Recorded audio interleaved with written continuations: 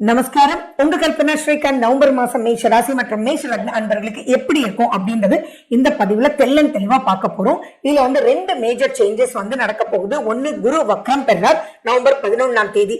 அடுத்தது பாத்தீங்கன்னா சனி வக்ர நிவர்த்தி ஆறார் இந்த மாச கடைசியில, அதாவது நவம்பர் 28ஆம் தேதி. இது ரெண்டு மேஜர் சேஞ்சஸ். அதே மாதிரி இந்த மாசத்தை நம்ம ஈஸியா ரெண்டா பிரிக்கலாம். என்னன்னா, சூரியன் சுக்கிரன் தனக்கு பிடிக்காத நீச்ச நிலையில நவம்பர் 16ஆம் தேதி வரைக்கும் இருக்காங்க. நவம்பர் 16ஆம் தேதி அப்புறம் சூரியன் பிடிச்ச வீட்டுக்கும் சுக்கிரன் ஆட்சி பெற்ற வீட்டுக்கும் போறாரு. சோ எல்லா ராசிக்காரர்களுக்குமே இந்த மாதம் ரெண்டு வகையான பலன்கள் இருக்கும். அதை நான் தெளிவா உங்களுக்கு நான் சொல்ல போறேன். சோ ஸ்கிப் பண்ணாம கடைசி வரைக்கும் நீங்க பாருங்க. சரி, ஒவ்வொரு செக்டாரா பார்க்கலாமா? ஃபர்ஸ்ட் அண்ட் ஃபார்மோஸ்ட் பாத்தீங்கன்னா, நவம்பர் 11 வரைக்கும் ரொம்ப ரொம்ப ரொம்ப நல்லா இருக்கு. அதுவும் 16 வரைக்குமே பரவாயில்ல அப்படின்னு சொல்லணும். ஏன்னா ஃபர்ஸ்ட் ஆஃப் மேஷராசி மேஷ லக்ன நண்பர்களுக்கு எல்லா செக்டார்லயுமே ரொம்ப ரொம்ப நல்லா இருக்கு.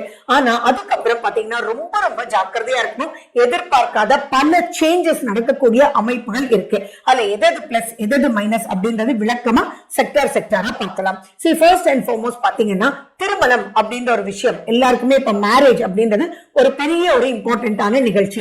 16ஆம் தேதிக்கு அப்புறம் பாத்தீங்கன்னா சுக்கிரன் 7ஆம் வீட்டுக்கு போயிட்டார். அப்ப 7ஆம் வீட்டுக்கு சுக்கிரன் வந்ததுக்கு அப்புறம் திருமணம் நிச்சயிக்கக்கூடிய அமைப்புகள் நிறைய இருக்கு. அதே மாதிரி இப்ப நீங்க பொண்ணு பாக்குறது, செய்யறது, மற்றபடி டீடைல்ஸ் எல்லாமே டிஸ்கஸ் பண்றது அப்படின்றது எல்லாம் ப்ரொசீட் பண்றோம். அதுக்கெல்லாம் தகுந்த உகந்த இடமாக இருக்கு.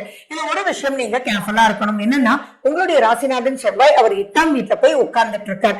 அப்ப 8ஆம் வீட்டுல ராசிநாதன் உட்கார்ந்து இருக்கும் போது கொஞ்சம் கோபங்கள், என்னடா நம்மள போய் இப்படி கேட்டுட்டாங்களே, இப்படி போய் பேசிட்டாங்களே அப்படின்ற மாதிரி ஒரு தர்க்கம் அங்க ஏற்படும். எதுவாக இருந்தாலும் கோபப்படாம, எரிச்சல் அப்படின்றது உங்ககிட்ட வராம, இரிட்டேட் அப்படின்றது ஆகாம இருந்தாலே நிறைய விஷயங்கள் நீங்க சாதிச்சுக்க முடியும் அப்படின்றது ஞாபகம் வச்சுக்கோங்க. உங்களுடைய சுற்றம் சூழ ஒன்னொன்னு ஒவ்வொருத்தர் சொல்லி